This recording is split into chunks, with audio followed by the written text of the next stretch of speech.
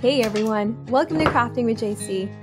On today's video, I'm going to be sharing a couple high-end Pottery Barn inspired DIYs using supplies from the Dollar Tree. I took some elements that I love and incorporated them into my projects. These stunning pieces will not only complement and elevate your Christmas decor, but you can also keep them up throughout the year. So let's get started. Pottery Barn has this beautiful handcrafted terracotta beaded garland, and what I love about it is the size of the beads and the texture, and so I want to incorporate that into this project. To make this, I'm going to use 2 packs of these plastic ping pong eyeballs from the Dollar Tree. I got this a few months back, but I did see these on their website not long ago. They do also have in their toy section these plastic tennis balls. They only come in a pack of 6, although they are slightly larger. I'm going to string some twine right through them, so I'm going to drill a hole. Definitely use your preferred tool. And there is already a pin size hole, so that's where I'm going to drill first. If you're drilling, you will want to clamp this. I used this little chip clip just to have something to hold on to so that I'm not holding the ball directly. It's not a strong clamp. The ball will spin if you don't secure it. You can also use a C-clamp, and you will want to clamp around the strongest part of the ball. There's a raised line around the circumference of the ball, and that's where you'll want to place a clamp.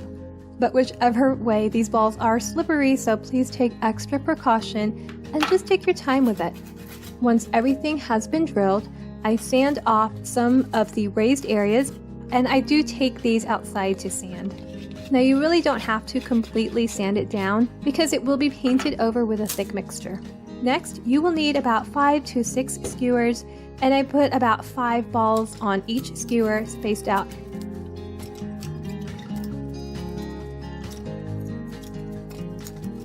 For the paint, I'm mixing together white and khaki acrylic paint from Apple Barrel, as well as some baking soda to thicken it up.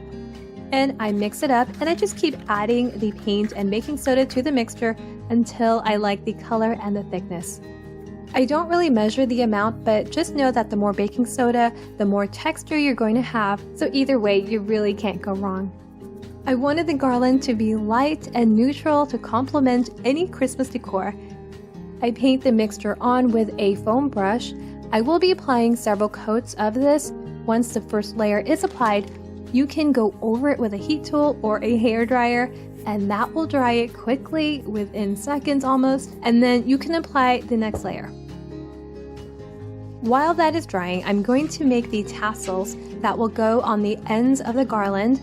I'll be using this cotton twine from the Dollar Tree, and I'm going to wrap that around a piece of cardboard. It's about 4.5 inches, and I wrap the twine about 30 times around the cardboard, but you can certainly do more or less depending on your preference. After that, I slide off the loops, and I'm going to tie a string on top to hold it together, and I just double knot it. And then I cut the other end. I flip over the twine so that the knot is on the bottom or the inside, and I'm going to pull out about 4 feet of twine. I double knot that right in the center, and you can see the tassel starting to take shape. Then I cut off another piece of string, about a foot or so, and there are numerous ways you can make the neck of the tassel. For this, I'm going to tie a knot about 1 3/4 inches down, and then I'm going to wrap the twine upwards about 10 times or so until I'm about 3/4 inch from the top. To conceal the end, I'm going to take the plastic yarn needle, and I'm going to tie the end of the twine to it just one time, and then I'm going to push that right down the head of the tassel and pull that out underneath. And that gives it a nice finished look. Then I make the second tassel exactly the same, but I'm not going to attach it just yet because it will go on the other end once the balls have been strung through.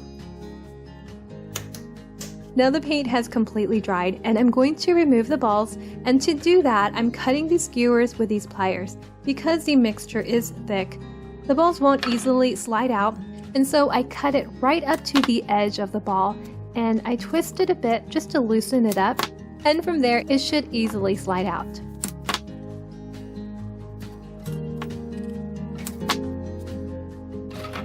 before I string the balls, I trim the ends of the tassel. To string the balls, I first taped the ends of the string with painter's tape, but unfortunately the holes were just too small for the tape. I used a 5/32 drill bit, although I should have gone one more up.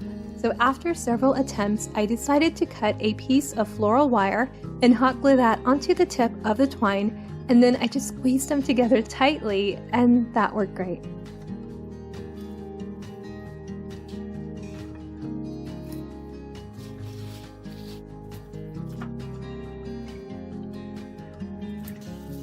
On the end where the first tassel was attached, there is a small piece of string, which you can just snip right off, but I wanted to hide that inside the first couple of balls, so I did the same thing. I glue that to a small piece of wire, and then I string it through the first 2 balls, and then I snip off the excess.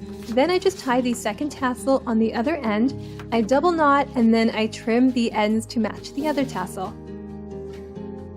I conceal the extra piece of string. Again, you can just snip it off, and we are done. Wow, this turned out so beautiful, simple and elegant. I love how it turned out. Today's video is sponsored by Skillshare. Skillshare is an online learning community with thousands of classes for creative and curious people, from flower arranging to gardening to interior design. It's the perfect place to find inspiration and take the next step in your creative journey. I recently took a class called The Art of Faux Ceramics, Effortlessly Transform Pots and Vases, taught by Bronwyn Tarbotten. In her class, she shows how to transform everyday objects to look like high-end, high-quality pottery using just a few ingredients and your imagination. A lot of the techniques she shares are demonstrated in today's DIYs, as well as other unique methods that I really can't wait to try. And right now, the first 1,000 people to use the link below will get a 1-month free trial of Skillshare. Now is the perfect time to invest in yourself. It's the perfect way to start and finally keep your resolutions for the new year. For the next project, I want to make a pedestal bowl to go with the season, and there were some beautiful decorative bowls at Pottery Barn with some elements that I wanted to incorporate. And so I went to the Dollar Tree and I picked up this 2-pack of clear plastic bowls and this round plastic garden dish. So first I remove the stickers and labels and I wipe it down, and I'm going to glue them together with E6000. I turn over the small bowl and I apply glue on the outer raised edge.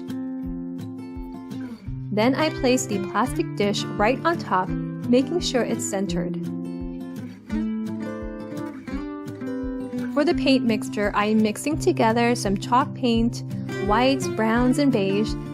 I do want this to be very light with a hint of warmth. So I use more white, and then I add some baking soda for texture. Then I just keep adding more color, more white and baking soda until I like the shade and texture.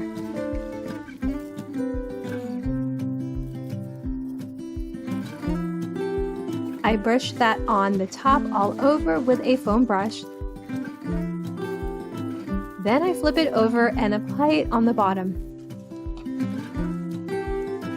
I apply a couple more coats using a heat tool to expedite drying time in between. And as you apply the second and optional third layer, the more texture you will see. Also, the paint mixture is drying a bit, which thickens it up even more. Now you can stop here. This looks so beautiful already and will complement any decor style. But I want to add some gold to the pedestal, and I'm going to spray paint metallic gold on the base. So I cover up the top dish and I just use the bottom of the other bowl to make a template so that I can easily cover up the dish. I take it outside and spray paint it and I'm done. To make it last longer, make sure to seal it. This turned out so stunning. I love the texture, and that gold just gives it a modern and elegant look. The next DIY isn't Pottery Barn, but a Magnolia-inspired hanging planter. I bought 2 packs of these brass rings from the Dollar Tree. They come in a pack with 3 different sizes, and I'll be using the medium size. You'll also need this 6-inch wood pallet from the Dollar Tree as well. Now I have made numerous projects using just the wood from this hanging wall shelf, and I have always had to put the metal ring and the rope aside. So for this project, I will be using just the ring and the rope from the hanging wall shelf kit. You'll also need 2 popsicle sticks. I'm going to trim the sticks down to the width of the pallet, so I just mark, measure, and trim it down with my miter shears. I'm going to spray paint the metal ring gold, and you can give it a light sanding to give the paint something to adhere to because it can chip. The ring does open up. I pulled it apart to slide both of the large rings inside. I cut off about a foot off the rope. I hold the rings together and I apply a dot of hot glue on the top, and I place one end of the rope on that, and then I just wrap it around, adding a dab of glue here and there. And then I secure the end with hot glue. I'm going to add some color on the wood and popsicle sticks, and I'm just rubbing on Waverly antique wax all over. You can really paint this whatever color you prefer, or even leave it as is. Next, I stand up the rings and hold it so that the bottom of the ring is spread apart, and then I just flip the pallet over and place it on the rings, letting the 2 slots on the ends rest on the rings like so. I turn the wood over, and I'm going to glue the popsicle sticks on the bottom close to the rings. That way the pallet is more secure and won't pop off.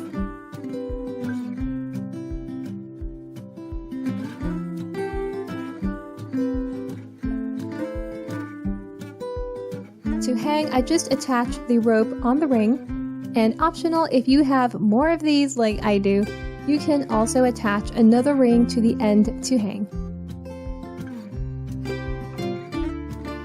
If the rope is too small, just switch it out with a larger one. Now you definitely don't want to put anything too heavy on this. It's not built for that, but something lightweight should be fine. And we are done. This looks so charming hanging on a corner. You can hang it from your ceiling or on a wall hook, and you can use it to display some Christmas decor or greenery. Such a beautiful piece. For the final project, I will be using this glass bowl from the Dollar Tree. Pottery Barn sells these beautiful brass bowls that have a gold and shiny color, and I love the simplicity of it. Like the first 2 DIYs, I'm going to add some texture to this. I'm just using white acrylic paint, and I'm going to add some baking soda to it, and I want this to be very textury, so I do add quite a bit of baking soda. So I just brush it on all over. I don't paint the bottom just so I don't have to worry about it getting on the surface and it's not going to be seen.